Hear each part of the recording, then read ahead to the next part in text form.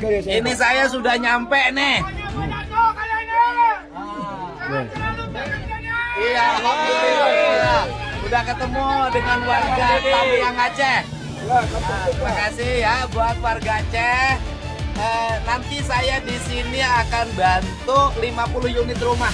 KDM berangkat ke Sumatera. Nggak lama Bandung mengalami musibah.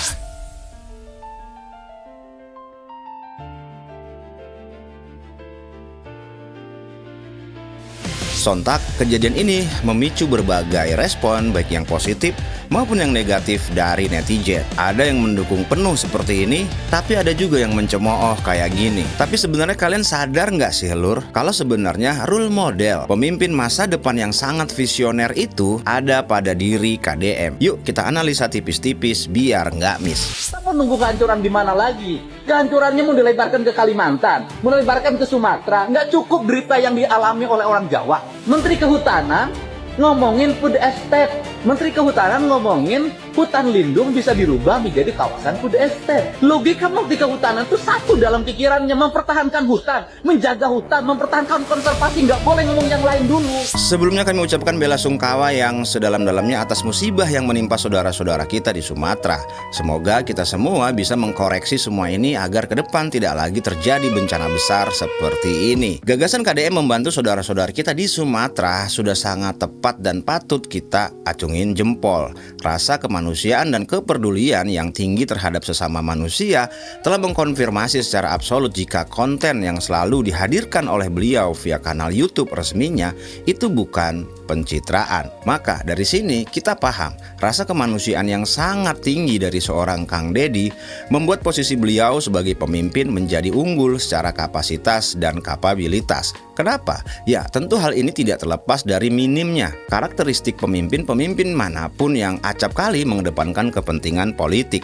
Padahal jika kita sadar, politik dan segala atribut yang terkorelasi dengannya itu cuma sekedar kendaraan. Masyarakat adalah prioritas. Kepentingan publik adalah yang paling utama.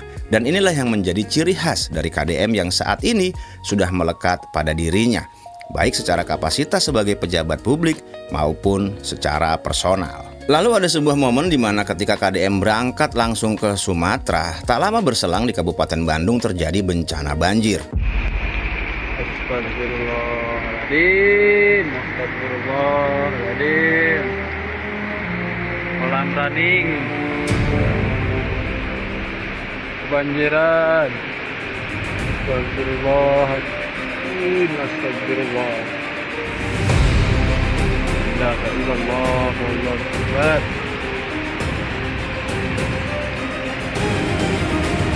Kolam banjir. Nah, hal ini pun menjadi sasaran empuk dari mereka yang tidak suka dengan KDM. Entah itu dari kalangan rakyat sampai pejabat, membuat sebuah framing seolah-olah KDM itu lebih peduli kepada warga dari provinsi lain dibandingkan warga dari provinsinya sendiri. Alih-alih mendukung, mereka dengan sangat kejam membuat framing ini begitu tajam sehingga sampai mampu merubah haluan berpikir dari kalangan masyarakat awam. Padahal, apa yang dilakukan oleh KDM sebelumnya dalam mengatasi banjir ya itu jauh lebih banyak kan, kayak penertiban bangli di sepanjang aliran sungai di Bekasi, terus kemudian yang terakhir di Karawang yang banyak membongkar underground information yang selama ini tersembunyi di sana dan sudah dirasakan manfaatnya oleh masyarakat sekitar ketika musim hujan tiba. Jadi kalau kata paribasa, nu hade poho, nu goreng sono, tah eta tah penyawat. Di sini kita tidak akan membahas gitu kenapa Bandung itu bisa mengalami banjir gitu ya. Nah, akan tetapi sebenarnya usaha dari KDM sendiri untuk mengatasi ini itu sudah sangat jelas ya kan. Seperti beberapa waktu sebelumnya ya kan yang kita tahu pohon-pohon teh itu banyak ditebangin di daerah Pangalengan, Kabupaten Bandung. Gak kurang dari 160 hektar pohon teh itu dirusak dan dituar. Hideng gitu. Padahal KDM dari sejak lama udah ngasih warning. Tapi seolah abai, hayu dibabat. Dan sekarang sudah dilaporkan gitu ke Polda Jabar atas kasus ini ya. Nah, ditambah lagi nggak taunya banyak lahan-lahan perkebunan yang mengalami alih fungsi. Disewa-sewain ke pihak lain untuk tujuan ya macem-macem. Ada yang untuk perkebunan ini ya, bukan perkebunan teh tapi perkebunan kentang gitu-gitu kan. Ya kayak palawija atau hortikultura lain lah gitu. Nah, pariwisata, dan mungkin juga hunian. Nah, ini juga jadi polemik tersendiri. KDM pengen perkebunan, ya lahannya ya tetap untuk perkebunan. Perkebunan malah melakukan tindakan pembiaran, lahannya disewakan. Manakala terjadi musibah, yang salah siapa? Ya KDM. Logika macam apa ini? Ini tuh kayak KDM jagain rumah biar nggak dipaling. Yang punya rumah malah ngasih kunci ke maling. Tah sok paling imah aing, redo aing ah. Ya jadi bener kata KDM gitu, menjadi orang baik, tegak lurus itu bukan hal mudah di negeri ini karena sudah sedemikian amburadulnya tata kelola yang ada, sehingga ini semua tidak akan pernah semudah membalikan telapak tangan. Dan tahukah dulur semua, itu demi apa sih? Ya benar, demi kepentingan. Dan kepentingan itu urusannya ya nggak jauh-jauh dari urusan perut dan sekitarnya. Belajar dari rusaknya lingkungan Sumatera, di mana kontur tanah di sana adalah pegunungan dan perbukitan yang sejak dulu menjadi kawasan hutan heterogen yang sangat mampu menjaga keseimbangan dan kestabilan ekosistem alam, lalu dirusak sedemikian masif hingga menimbulkan bencana yang sangat luar biasa. Tentu kita bertanya, lalu masyarakat yang kena dampak ini dapat apa? Apakah mereka sejahtera? Apakah mereka senang dan bahagia hidup mereka semenjak hutan diubah secara signifikan menjadi lahan-lahan yang katanya produktif dan menghasilkan uang? Pada kenyataannya nggak demikian, lur. Anu susah mah beki susah, anu beungharna nyangger jelma-jelma pengusaha gitu. Di sini kita bicara kesetaraan, kesejahteraan berlandaskan efek resiko yang diterima secara bersama gitu ya. Bagi yang punya uang ya gampang. Tinggal mentas we ke Singapura, ke Malaysia, ke luar negeri lah. Ngendong di hotel beres. Lah yang gak punya uang, yang mau makan aja hese, kumaha. Jadi Kang Deddy sadar betul kalau negara ini sangat-sangat kaya raya. Tak perlu keseluruhan sektor lah ya. Dari hanya beberapa sektor saja seharusnya udah gak ada lagi orang susah di negeri kita. Jika ini semua tidak ada kebocoran-kebocoran yang kerap dibiarkan dan gak segera ditambal. Kang Deddy juga bisa merasakan bagaimana selama ini rakyat hanya dijadikan tumbal politik, timbang dijadikan kekeser hungkul. Ya sangat wajar kalau pas udah menjabat, ya gak akan pernah peduli sedikit pun sama rakyat. Rek manggi dahar kek, rek hante, rek hirup sugan, rek pae sugan, dah lain urusan aing ya mah. Dan masalahnya ini tuh udah sejak lama berlangsung. Sampai-sampai ketika Kang Deddy rek ngaluruskeun anu ngengsol, loba jelema anu teu tarima. Kang Deddy jadi dianggap aneh di tengah anomali kesalahan terstruktur yang sudah dianggap biasa. Aing cerik rakyat, aing ukur jadikan kekeset gusia kabeh sia. Tapi tentu saja Kang Deddy nggak akan pernah sendiri. Beliau adalah representasi dari role model pemimpin masa depan Nusantara yang harus dibela. Kang Deddy adalah hiji oge maung sejen moal ngantep babaturana lempang nyalira. Tanah Sunda adalah tanah yang diberkahi secara spiritual. Tanah Pasundan adalah representasi dari Nusantara secara menyeluruh.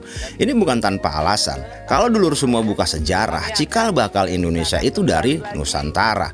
Dan jauh sebelum Nusantara ada, wilayah teritori kita ini secara legal dan diakui oleh dunia internasional disebut sebagai Sundaland.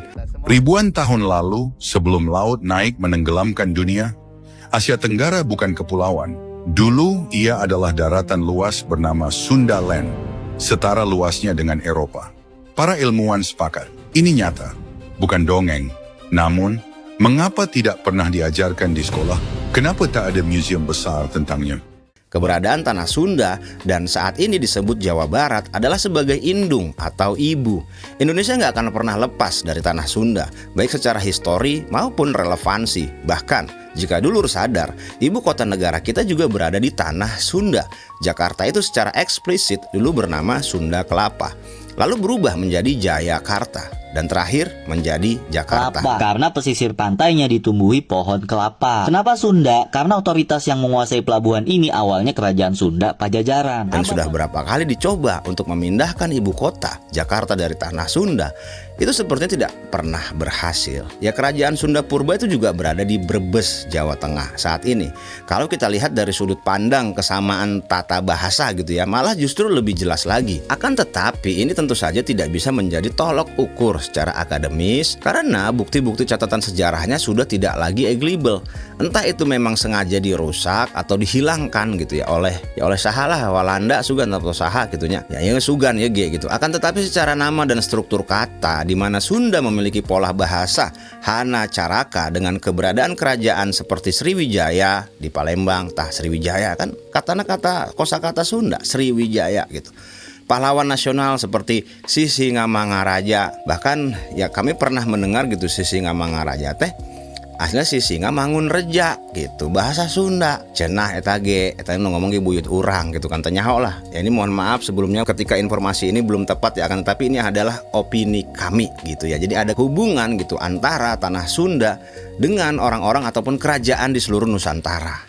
Nah, kerajaan Kutai Kartanegara Daya mah dumuk banget. Kartanegara itu bahasa Sunda banget gitu di Kalimantan. Nah, gaya bahasa yang mirip antara Sunda dan Aceh ya, kayak sama-sama pakai ejaan EU gitunya. Amun diurang kan berem gitu kan, beureum tulisanna. Aya di ditu mah bireun, bireun gitu. Jadi ada kesamaan seperti ejaan bahasanya gitu. Nah, di Bali yang secara eksplisit juga diakui sebagai Sunda kecil.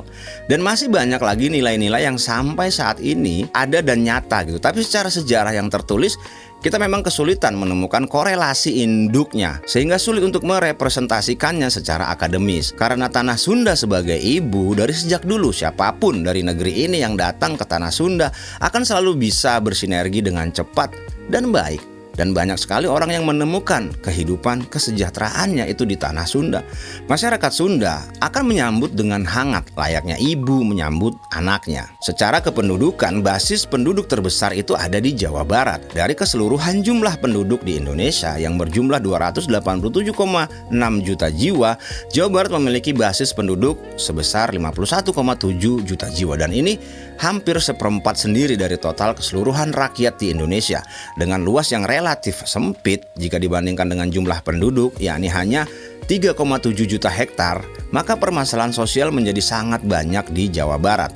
Jumlah wilayah ini tuh belum dipotong sama areal hutan, sawah, perkebunan gitu ya, yang hampir menyentuh di angka 1 juta hektar. Lalu ada kawasan industri yang juga berjumlah sekitar 28.328 hektar. Jadi tugas KDM ini nggak mudah.